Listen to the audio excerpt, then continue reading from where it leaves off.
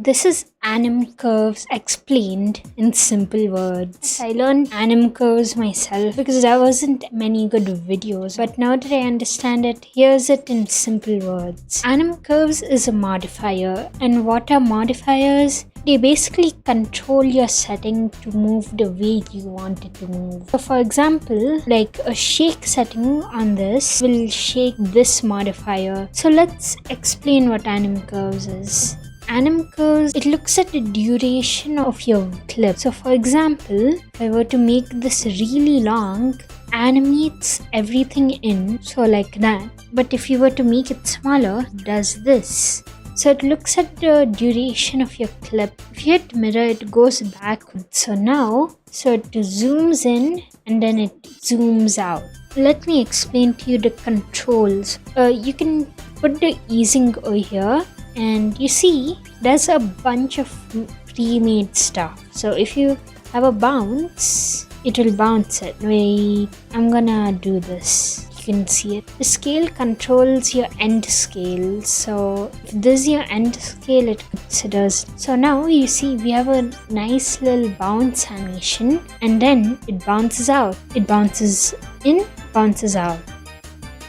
But if you want it to start from here and then get to here, the offset does. It's just the offset to scale, the starting scale. If you increase it, the time scale makes it faster and slower. Time offset is like when this happens. For example, if I do this, the time offset just offset the keyframe. I am gonna say keyframe so you guys can understand. It just moves it over. The time offset moves it over. That's all it does.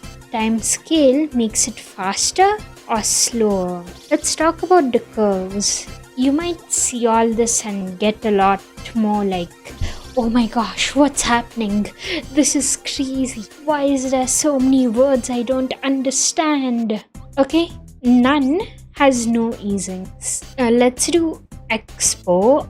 Expo has the most easing. Okay, it goes fast and then it goes slow. Sine does the same thing, but it's a lot less of it. It's like turning down how extreme it is. So sine is a less extreme version of that. It's like it gets more extreme the more it is. So if you put it at cubic, I think cubic is usually the one people use because it's like perfect. And then back, what it does is that it just goes back a little. And then elastic is also kind of like a bounce. It's similar to a bounce here. There's a bounce. This bounces back, right? It goes like this and then bounces. Elastic does this. I would really recommend trying all these out to understand them, and then you can hit custom for your own if you don't want to understand all of it. And then you can hold control and then zoom out, and you can basically get this. You can basically go outside of it. So now I did a little bit of a bounce back and just size. You can do this on center X and Y.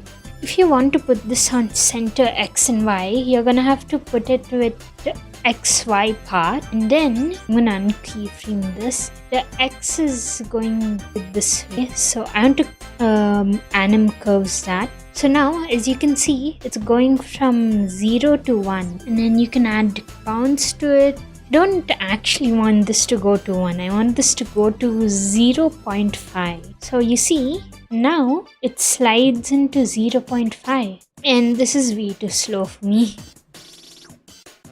This is a nice way to do stuff. And then you see, if I make the clip duration longer, this will get longer. And if I make it shorter, it will become way quicker. So it's that simple actually. You can put this onto angle, you can put this onto anything. Anyways, so I hope you guys enjoyed it.